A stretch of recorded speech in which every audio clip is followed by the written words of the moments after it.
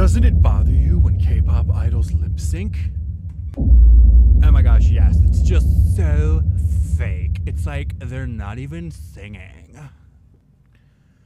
In today's episode of Kpop Rantz. Do you feel the vibes?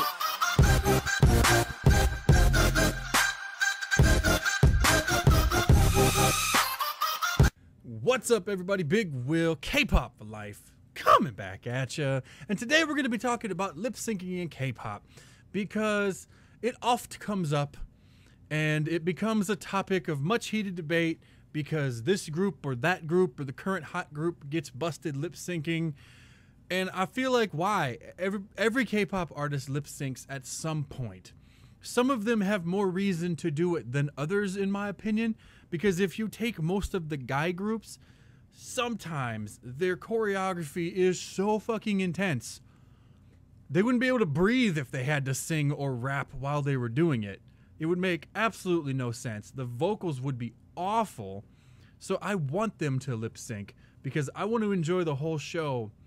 I don't personally care if, you know, the song isn't live in those situations, because a lot of the times the choreography and the overall performance is more entertaining, and that's what you're there for, to watch, instead of just the song. If you're watching a live stage, to me, I know it seems kind of odd that you're watching a live stage and they're not singing live, but I mean, I think that there's songs that they do that can be reserved for that. There's slower songs, ballad songs, where they can really show off their range and you know, put their voices on full display. But when it comes to a song like any NCT choreography, BTS choreography, EXO choreography, these are the groups that get hit a lot for not, you know, singing live. BTS not so much, but EXO, NCT get hit a lot in terms of guy groups. They're killing themselves on stage. Like, they're probably burning like 2,000 calories in 3.5 minutes.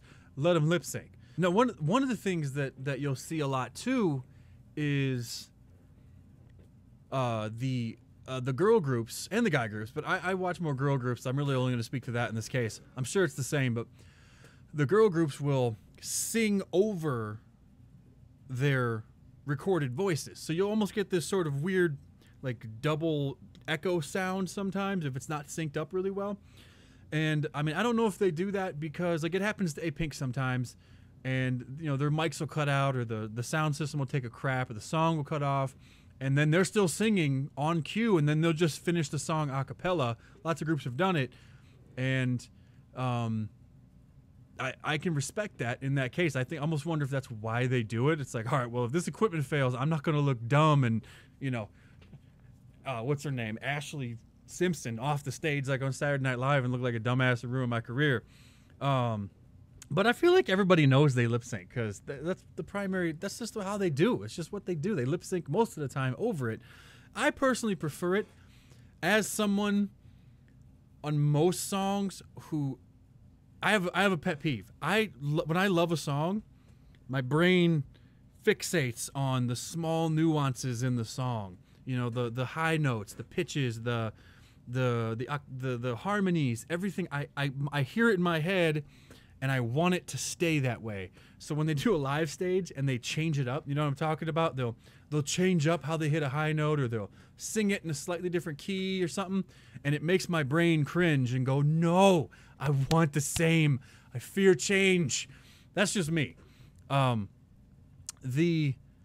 other thing is, there's lots of groups that don't almost never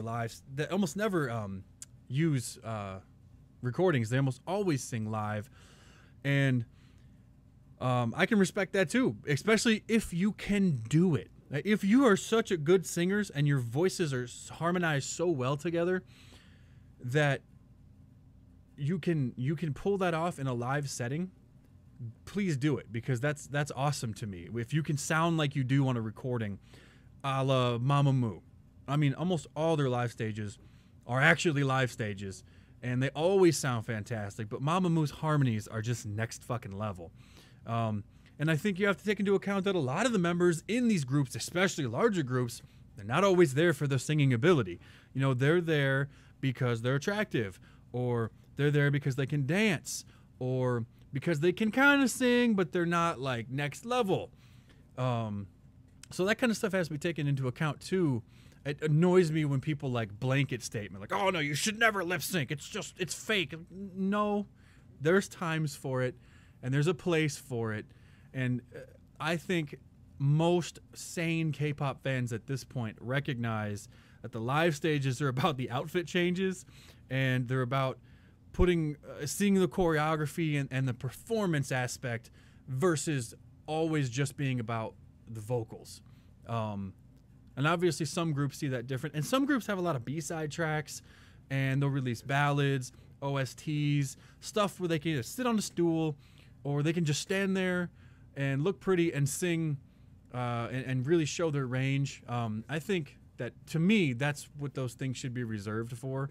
When it's a fast or a happy song or like it's a hip-hop song, I want the whole experience to work. I don't want the dancing to go well and the performance overall to go well as a group, and then you can't understand what the hell they're saying halfway through because they're all gasping for air.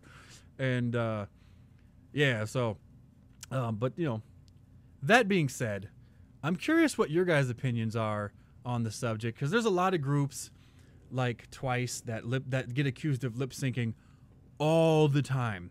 And I think that Twice has dramatically improved their vocal ability since they first came out. Obviously, like members like Chio, her voice is awesome. So she's only gotten better, but she was always good. Or Junghyun, her voice was also good, and it's also gotten better.